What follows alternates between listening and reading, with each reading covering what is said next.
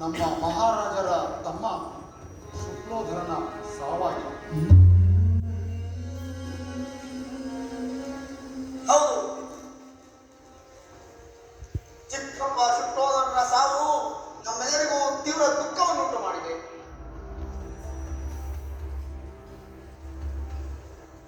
ಹೌದು, ಕಪಿಲ ವಸ್ತು ಮತ್ತು ಕೋಸದ ನಡುವೆ ಹರಿಯುತ್ತಿರುವ ನದಿಯ ನೀರಿಗಾಗಿ ಪ್ರತಿ ವರ್ಷ ನಮಗೆ ಅನ್ಯಾಯವಾಗುತ್ತಲೇ ಬಂದಿದೆ. ಹೌದು, ಕೋಲಿಯವರು ಪ್ರತಿ ವರ್ಷವೂ ನಮ್ಮ ಮೇಲೆ ದಬ್ಬಾಳಿಕೆ ನಡೆಸುತ್ತಲೇ ಬಂದಿದ್ದಾರೆ. ಇನ್ನು ಮುಂದೆ ಸಹಿಸಲು ಸಾಧ್ಯವಿಲ್ಲ.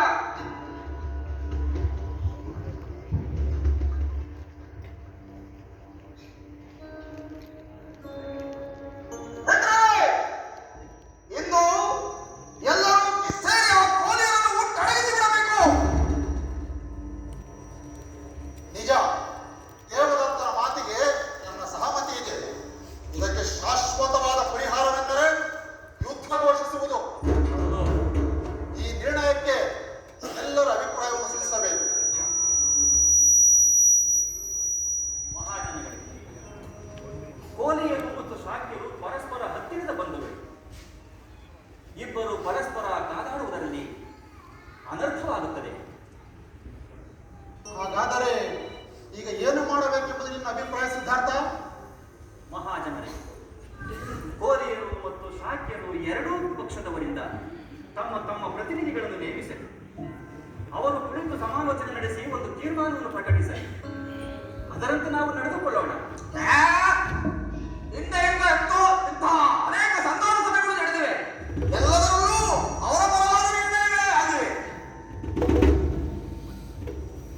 ಮಹಾಜನಗಳೇ, ಯುದ್ಧದಲ್ಲಿ ಮತ್ತೊಂದು ಯುದ್ಧದ ಬೀಜ ಮುಗಿರುತ್ತದೆ. ವೈರಿಯನ್ನು ದ್ವೇಷದಿಂದ ಗೆಲ್ಲಲಾಗುವುದಿಲ್ಲ, ಪ್ರೀತಿಯಿಂದ ಮಾತ್ರ ಗೆಲ್ಲಲು ಸಾಧ್ಯ. ಆದ್ದರಿಂದ ಸಮಾಧಾನದಿಂದ ಆಲೋಚಿಸಬೇಕಾಗುತ್ತದೆ. ಯುದ್ಧ ಕ್ಷತ್ರಿಯ ಧರ್ಮ. ರಾಜ್ಯದ ಉಳಿಗಾಗಿ ಸಹೋದರರೊಂದಿಗೂ ಹೋರಾಡಲು ಧರ್ಮಶಾಸ್ತ್ರ ತಿಳಿಸುತ್ತದೆ.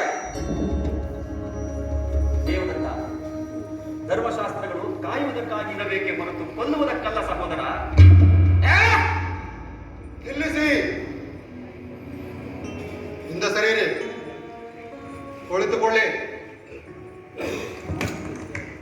ಇದು ತಾತ್ವಿಕ ಚಿಂತನೆಯಲ್ಲಿ ತೊಡಗುವ ಸಮಯವಲ್ಲ. ಯುದ್ಧ ಅಥವಾ ಸಂಧಾನ ಇವೆರಡರಲ್ಲಿ ಒಂದನ್ನು ನಿಶ್ಚಯ ಮಾಡೋಣ. ಅದನ್ನು ಮತ ಚಲಾಯಿಸುವುದರ ಮೂಲಕ ನಿಶ್ಚಯ ಮಾಡೋಣ.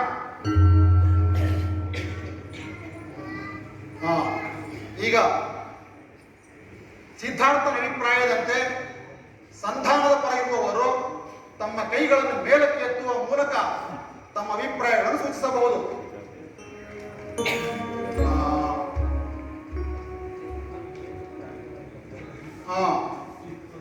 ಯುದ್ಧದ ಪರವಾಗಿ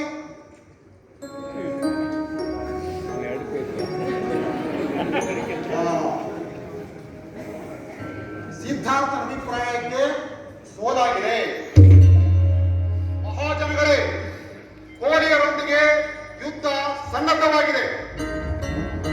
ಶಾಕ್ಯರಲ್ಲಿರುವ 20ರಿಂದ 50 ತರುಣರೆಲ್ಲರೂ ಶಸ್ತ್ರಸನ್ನದ್ಧರಾಗಬೇಕು.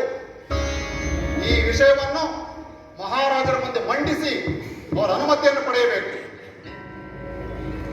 ಎಲ್ಲರೂ ಶಸ್ತ್ರಸನ್ನದ್ಧರಾಗಲಿ.